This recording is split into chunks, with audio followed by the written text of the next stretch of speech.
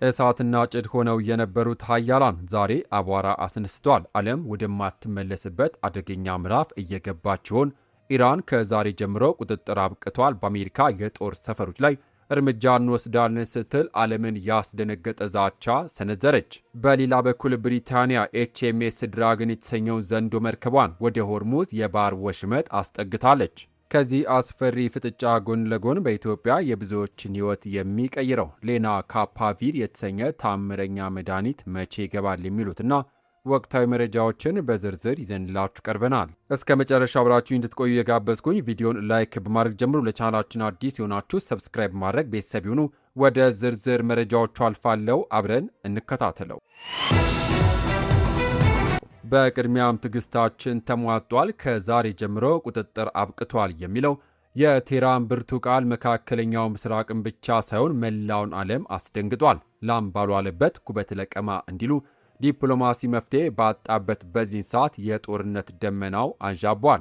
የኢራን የፓርላማ የውጭ ፖሊሲና የብሔራዊ ደህንነት ኮሚቴ ቃል አቀባይ ኢብራሂም ራዛኢ በማኅበራዊ ሚዲያ ገጻቸው ባስተላለፉት መልእክት ዓለምን ጉድ አሰኝቷል፣ እገዳው አብቅቷል ሲሉ በይፋ አውጇል። ቃል አቀባዩ አክሎም ከዛሬ እሁድ ጀምሮ የእኛ ቁጥጥር አብቅቷል፣ በመርከቦቻችን ላይ የሚሰነዘር ማንኛውም ጥቃት በአሜሪካ መርከቦችና ቤዞች ላይ ከባድና ወሳኝ ምላሽ ያስከትላል ብሏል።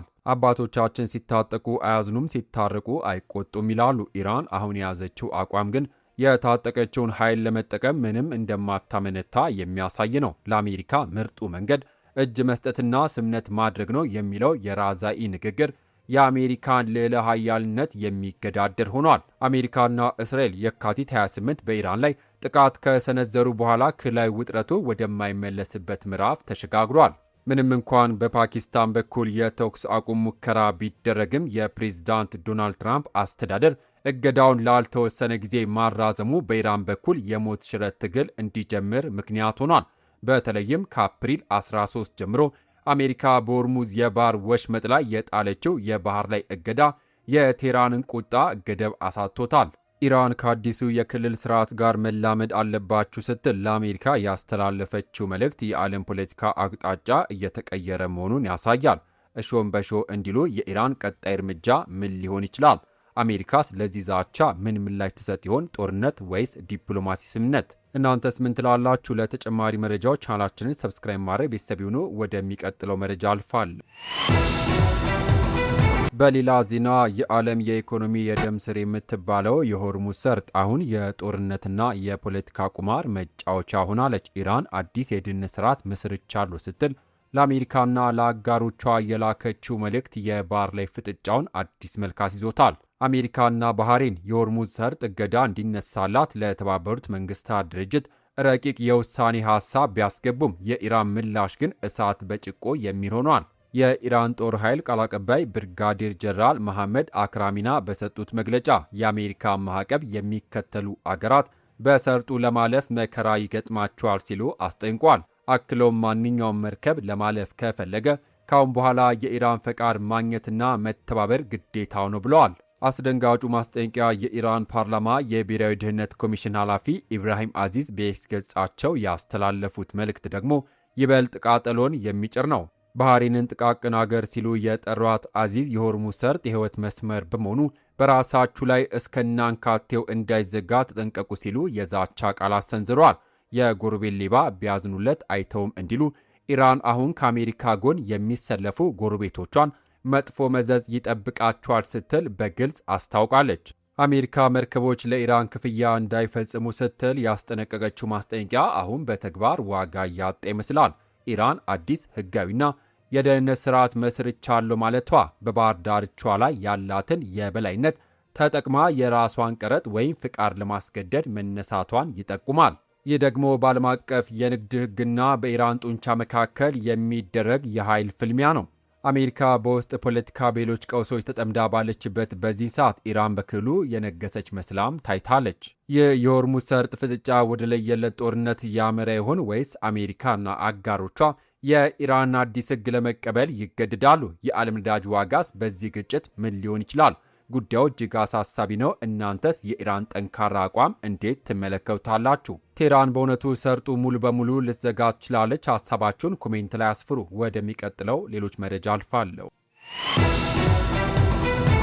በሌላ ዜና የጦርነት ነጋሪት በባህር ላይ ኢራን የሆርሙዝ ቁልፍን በእጄ ነው ስትል ለንደን ዘንዶን ሰደደች። የታጠረ ግቢ ውስጥ ውሻ አይጮህም እንዲሉ የኢራን ዛቻ እያየለ በመጣበት በዚህ ሰዓት ብሪታንያ እጅግ ዘመናዊ የተባለው ኤችኤምኤስ ድራገን የተሰኘ የጦር መርከቧን ወደ መካከለኛው ምስራቅ አስጠግታለች። ብሪታንያ ቅዳሜ ዕለት ባስተላለፈችው አስቸኳይ ትዕዛዝ የአየር መቃወሚያ መሳሪያዎችን የታጠቀው ኤችኤምኤስ ድራገን ወደ ውጥረቱ ቀጠና እንዲያመራ አድርጋለች።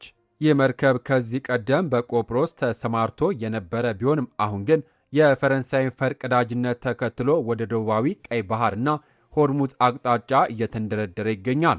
የብሪታንያ መከላከያ ሚኒስትር ቃል አቀባይ እንደገለጹት ይህ ዝግጅት ወሽመጡን ከአጋሮቻቸው ጋር በመሆን ለማስከፈትና የንግድ መስመሩን ለመጠበቅ ያለመ ነው። ነገሩ ድመት ሲሄድ አይጥ ይፈነጭባታል እንደሚባለው እንዳይሆን ስጋት የገባቸው ለንደንና ፓሪስ ከአሜሪካ ጋር በመሆን አዲስ የመከላከያ ዕቅድ እያረቀቁ ነው።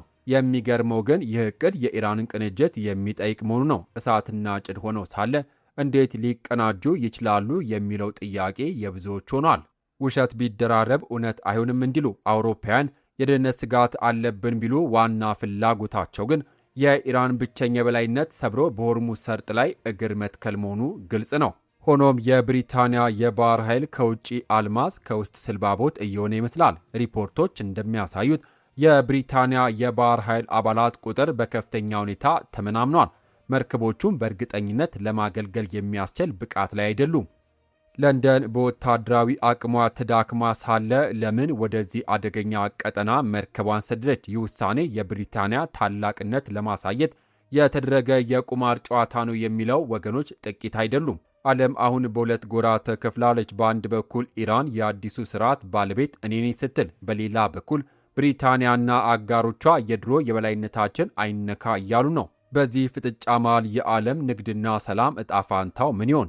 ኤችኤምኤስ ድራገን በእውነት እሳቱን ያበርደው ይሆን ወይስ የባሰ ያቀጣጥለው? አስተያየታችሁን ጻፉልን። ለተጨማሪ ሰበር መረጃ ሰብስክራይብ ማድረጋችሁ እንዳዘነጉ። ወደ ሌላ መረጃ አልፋለሁ። በመጨረሻም ከሀገር ውስጥ ለዓመታት በጉጉት ሲጠበቅ የነበረው የምስራች ሳይንስና ቴክኖሎጂ የሰው ልጅን ስቃይ ለመቀነስ ሌላ ዕድል አስመዝግቧል። የኢትዮጵያ ጤና ሚኒስቴር ባወጣው መግለጫ ሌናካፓቪር የተሰኘውና እጅግ ከፍተኛ ውጤታማነት ያለው የኤችአይቪ ቅድመ መከላከያ መድኃኒት ከ6 ወር እስከ 1 ዓመት ባለው ጊዜ ውስጥ ወደ አገራችን በሙከራ ደረጃ መሰጠት ይጀምራል። ይህ መድኃኒት እንደ ቀደሞቹ የመከላከያ ኪኖች በየቀኑ መውሰድ የማይጠይቅም ሲሆን በዓመት 2 ጊዜ ብቻ በመርፌ የሚወሰድ መሆኑ ለተጠቃሚዎች እጅግ ምቹና ውጤታማ ያደርገዋል። ይህ መድኃኒት በተለይ ለቫይረሱ ተጋላጭ የሆኑ የህብረተሰብ ክፍሎች ትልቅ የደህንነት ጋሻ ነው። መድኃኒቱ በዓለም ገበያ ላይ እጅግ ውድ ቢሆንም የኢትዮጵያ መንግስት በግሎባል ፈንድ ድጋፍና በራሱ ግዢ አማካኝነት ለዜጎች ለማቅረብ ዝግጅቱን ማጠናቀቁ የሚደንቅ ነው።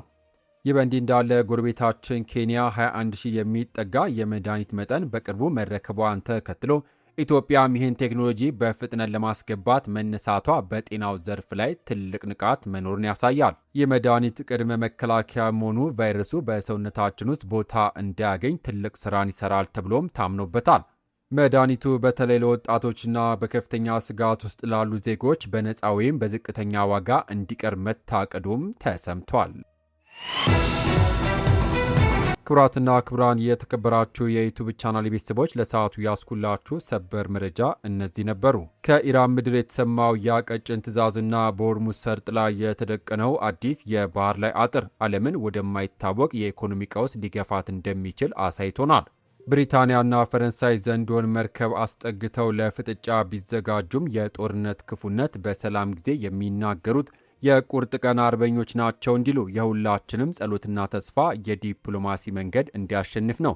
በሌላ በኩል በሀገራችን ኢትዮጵያ በየ6 ወሩ በመርፌ የሚሰጠው አዲሱ የኤችአይቪ መከላከያ መድኃኒት መጀመር ለብዙ ዜጎቻችን ትልቅ የጤና ዋስትና የሚሰጥ ተስፋ ሆኖም ተገኝቷል። እንግዲህ ዓለም በአንድ በኩል ለጥፋት ስትታጠቅ፣ በሌላ በኩል ደግሞ ሕይወትን ለማዳን ስትጥር እያየን ነው። እናንተስ በዚህ ዙሪያ ምን ትላላችሁ? ሀሳብ አስተያየታችሁን ከስር ባለው ኮሜንት መስጫው ላይ አስፍሩልን። ይህ መረጃ ሌሎች እንዲደርስ ላይክና ሼር ማድረጋችሁን አትዘንጉ። ለቻናላችን አዲስ የሆናችሁ ደግሞ ሰብስክራይብ ማድረግ፣ ሁሌም እንደዚህ ያሉ ሰበር እውነተኛ መረጃዎች ቀድማችሁ እንድታገኙ ቤተሰብ ይሁኑ። ከሰዓታት በኋላ በሚሰሙ በአዳዲስ መረጃ እስከምንገናኝ ሰላም ለሀገራችን ኢትዮጵያ፣ ሰላም ለዓለም፣ ቸር እንቆይ።